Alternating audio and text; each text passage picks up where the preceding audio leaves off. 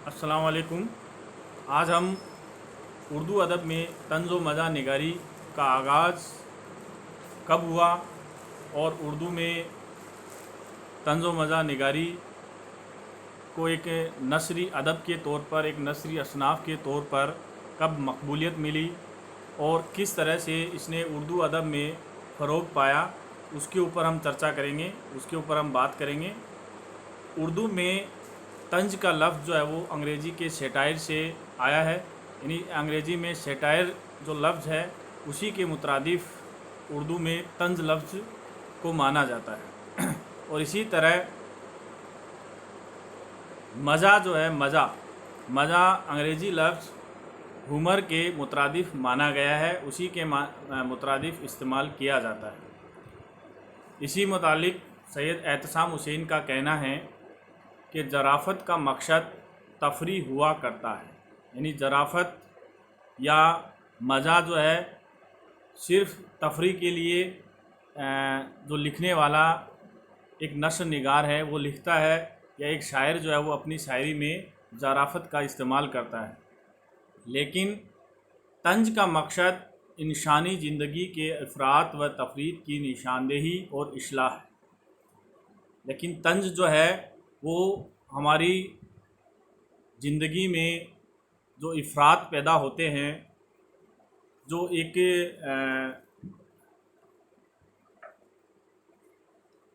ज़्यादती या परेशानी, या यूँ कहिए कि एक ज़िंदगी में एक असंतुलन, किसी कैसे हालात पैदा हो जाते हैं, उसकी निशानदेही करना, उसकी पहचान करना और उसमें सुधार करना है। इसी तरह स्टीफ़न ली कोक ने लिखा है कि मज़ा ज़िंदगी की नाहमवारियों के उस हमदर्दाना शऊर का नाम है जिसका इजहार फ़नकाराना तौर पर हुआ हो। इसका मतलब ये हुआ कि मज़ा की तख्लीक बालअमूम ज़िंदगी की नाहमवारियों के शऊर से होती है। ज़िंदगी में जो नाहमवारियाँ पैदा हो गई हैं उनके शऊर से या उनकी पहचान से होती हैं या उनके इल्म से होती हैं, जबकि तंज अपने माहौल और मुआशरे से बेइत्मीनानी का जायदा होता है। ज़िंदगी में अपनी ज़िंदगी में या मुआशरे में जो बेइत्मीनानी पैदा हो गई है उसी से तंज जो है वो वजूद में आता है। इसलिए मज़ा के लिए तंज की शमूलियत नागुज़ीर नहीं होती, जबकि तंज के लिए मज़ाहिया पैराए की ज़रूरत हमेशा महसूस की जाती है।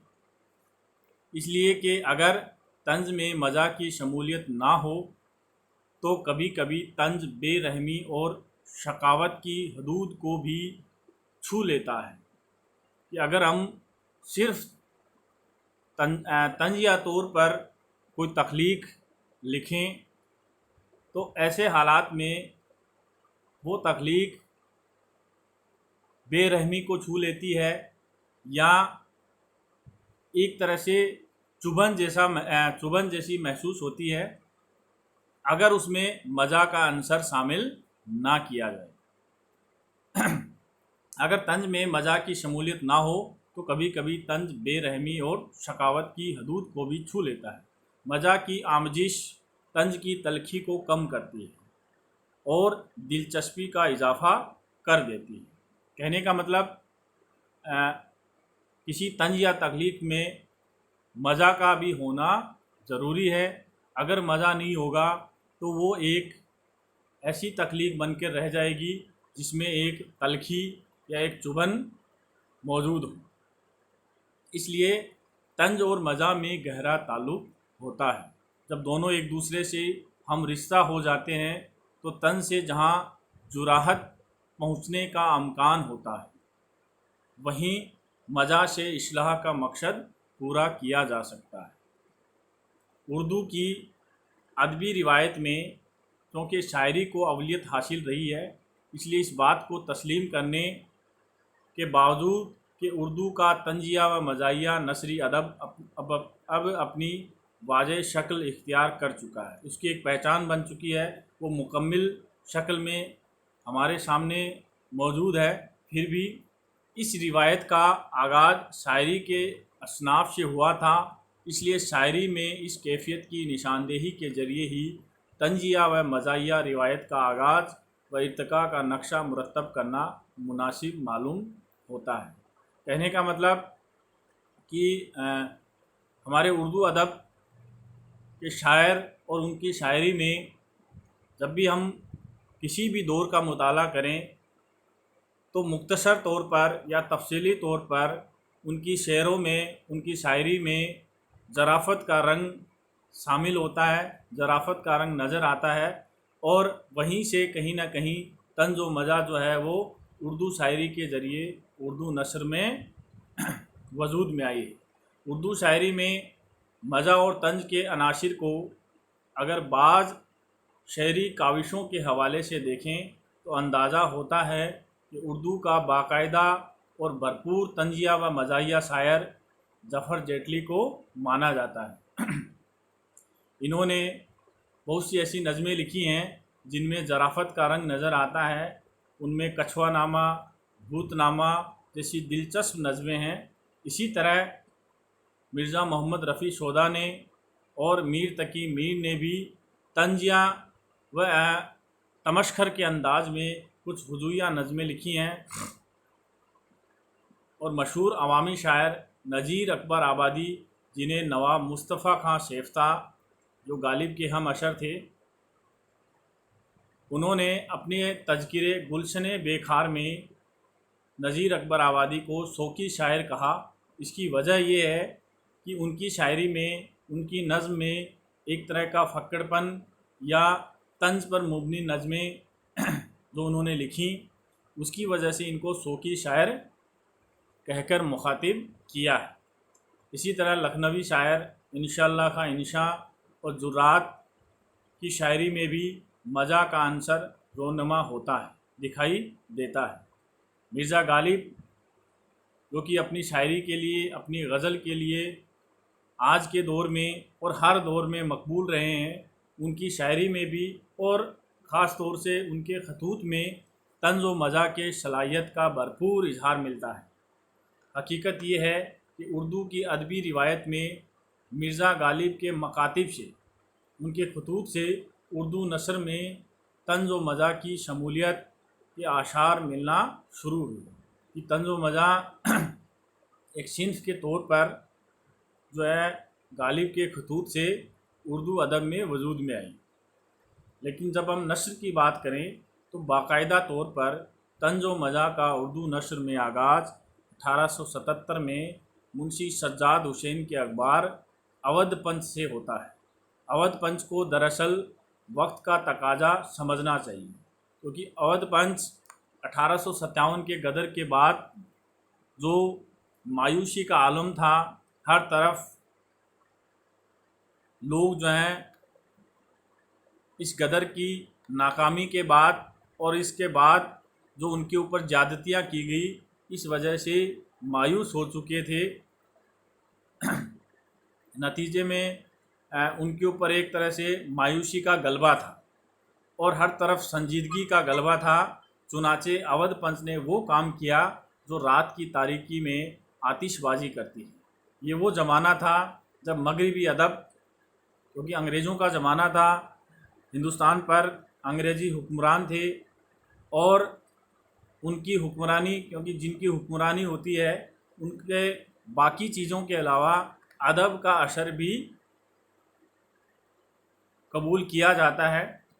اسی نتیجے میں انگریزی مزاح سے بھی لوگ واقف ہو چکے تھے۔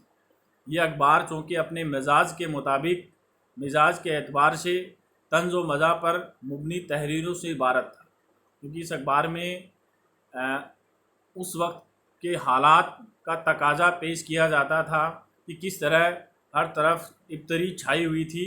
اسی لیے زندگی کا ہر رنگ اور زندہ دلی کا ہر اسلوب ہمیں اس میں مل جاتا ہے۔ اسی اخبار کے ذریعے ملک میں ظرافت کا ذوق عام ہوا۔ اس اخبار نے بہت جلد شاعروں اور نثر نگاروں کا ایک ایسا حلقہ پیدا کر لیا جن میں منشی سجاد حسین، پنڈت تربھون ناتھ بہر، احمد علی شوقی، عبدالغفور شہباز، جوالا پرساد برق، نواب سید محمد آزاد، پنڈت رتن ناتھ سرسار اور اکبر الہ آبادی قابل ذکر ہیں، جنہوں نے اپنے مضمون کے ذریعے یا اپنی شاعری کے ذریعے لوگوں کو ہنسایا اور سماج کے حالات پر سوچنے پر مجبور کیا۔ اودھ پنچ کے دور عروج میں طنز و مزاح کے لیے ایک ایسا ماحول بن گیا تھا جس میں اس طرح کی شاعری بھی خوب پھیلی۔ اس دور کے تقریباً شاعر اپنی شاعری میں ظریفانہ رنگ لگاتے نظر آتے ہیں، لیکن ان میں سب سے عمدہ نمائندگی جو ہے وہ اکبر الہ آبادی کی شاعری میں ملتی ہے۔ ہم سب جانتے ہیں کہ اکبر الہ آبادی نے خاص طور پر وہ نظمیں لکھی ہیں جن میں اس وقت کے حالات کا جائزہ ایک طنزیہ انداز میں، ایک ظریفانہ انداز میں لیا گیا ہے۔ انہوں نے جس طرح اپنی شاعری میں بلند سطح کا معیار بلند کیا، اس پائے کی ہمگیر اور دورشی تہذیب کی نمائندگی بعد کے شاعروں میں نظر نہیں آتی۔ ادب لطیف کی نثر نگاروں کے بعد کی نسل میں فرحت اللہ بیگ، فلک پیما اور رشید احمد صدیقی کے انسائیوں اور مضامین میں طنز و مزاح کی لطیف چاشنی ملتی ہے۔ ان کا ہر مضمون، جیسے کہ فرحت اللہ بیگ نے اپنے استاد نذیر احمد کے اوپر جو ایک مضمون لکھا ہے، نذیر احمد کی کہانی کچھ ان کی کچھ میری زبانی، اس کو جب پڑھتے ہیں، اس کا جب مطالعہ کرتے ہیں تو ہم دیکھتے ہیں کہ ہمارے چہرے پر ایک مسکراہٹ جو ہے وہ ہر وقت طاری رہتی ہے۔ اسی زمانے میں عمل مذاق کو طنزیہ ادبی اظہار کی حیثیت حاصل ہوئی۔ اسی نقطۂ نظر سے عظیم بیگ چغتائی کا اسلوب اس اعتبار سے انفرادیت رکھتا ہے کہ وہ صورتحال کو مزاح اور طنز کے پس منظر کے طور پر استعمال کرتے ہیں۔ ان کے معاصرین میں شوکت تھانوی اور شفیق الرحمان کی تحریریں بھی عمدہ طنز نگاری کی مثال پیش کرتی ہیں۔ شوکت تھانوی نے فکشن کے انداز میں طنز و مزاح کے عناصر کو جس طرح استعمال کیا، اس کی مثال اردو میں بہت کم تلاش کی جا سکتی ہے۔ مجموعی طور پر ہم کہہ سکتے ہیں کہ اردو نثر میں طنز و مزاح کا سرمایہ چھوٹا ہی صحیح، مختصر ہی صحیح، پھر بھی قابل قدر ہے۔ بہت بہت شکریہ۔ اب اس کے آگے کا پارٹ ہم اگلے ویڈیو میں شیئر کریں گے۔